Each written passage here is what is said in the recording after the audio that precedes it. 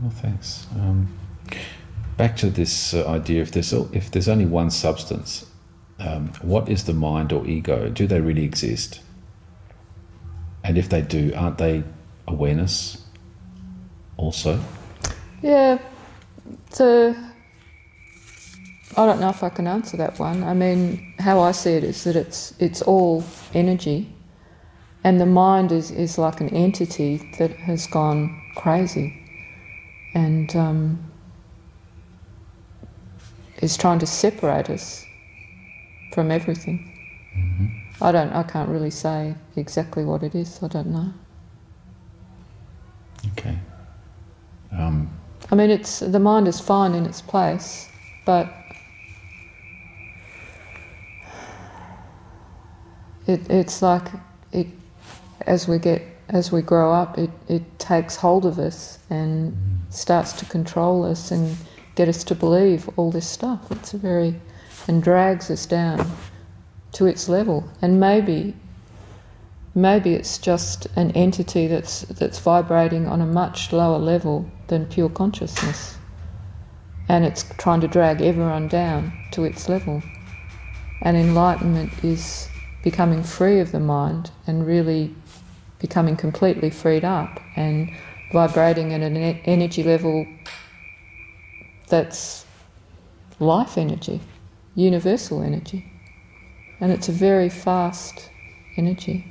Mm-hmm. Whereas the mind is always trying to drag you down and separate you from this incredible energy. I don't know if that's very clear. That's clear. Does the mind survive death, do you think? If you're free of the mind before death, it hasn't survived anyway. So right. I think, I don't really know.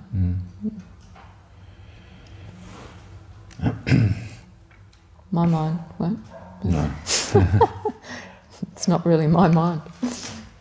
What is it that keeps us so preoccupied and focused on thought, even when we realise that thought is an illusion or it's not the reality? Again, the attachment to the body. Yeah. Okay.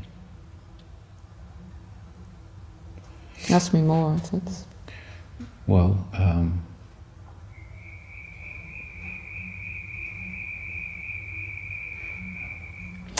as long as we're attached to the body and we think that I start and end with this body, it's going to rule our lives in every way. Every movement we make, everything we do will be dominated, and you might not be conscious of it on the surface level, but deep down it's going to affect everything that you do, because there's going to be this fear of death, that it's always going to be there. And using the past to try and project onto the future, and the past and future don't exist anyway. I mean, it's crazy when you look at it. Seems to give us some sort of security in who we are in life. But it's a false security. It's ridiculous. It's just trying to use the known to make us feel a bit secure. Whereas when you realise you don't know anything, then your security changes to the unknown, because you realise there's just no security in the past. It's already happened, it's finished.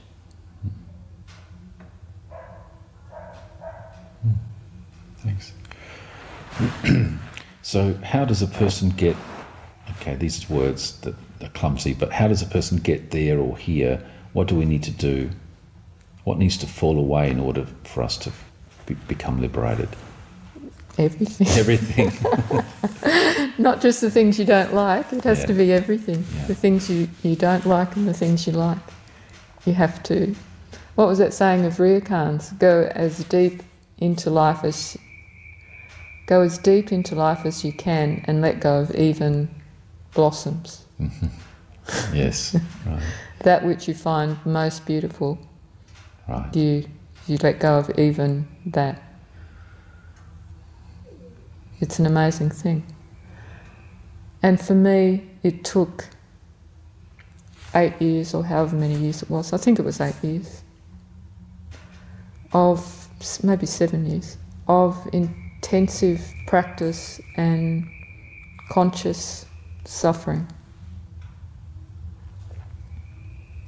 of just letting go, because it's very painful letting go of something that you think is your security, that you think is your lifeline. It's like jumping off a cliff. But you find out it's soft at the bottom, it's fine.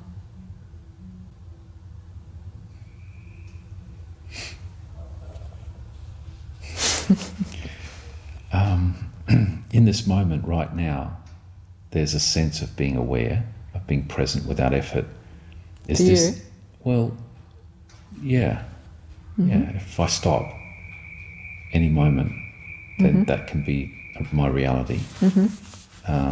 It's just a matter of remembering to do that, as frequently as possible. But so in this moment here, there's no effort in being present, really, if I can just stop.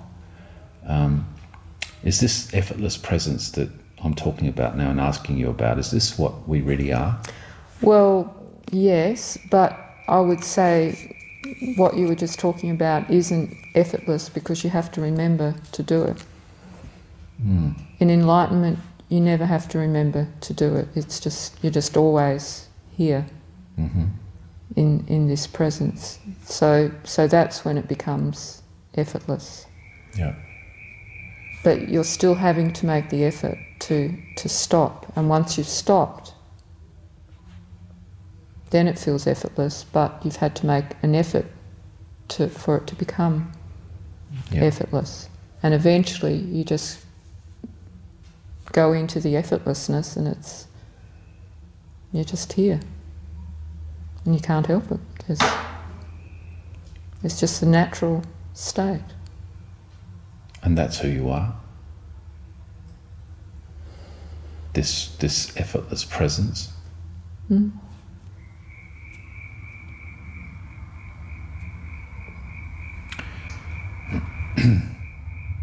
Okay, if it's always right here, ever present, back to this one, isn't doing anything to get it taking you away from this? Oh, no. Explain why, because a lot of people say that. I know they do. They're just lazy bums. I mean, most people are inherently a bit lazy, and they want the easy way out, and everyone's looking for the easy way out. As far as I can see, there's no easy way out.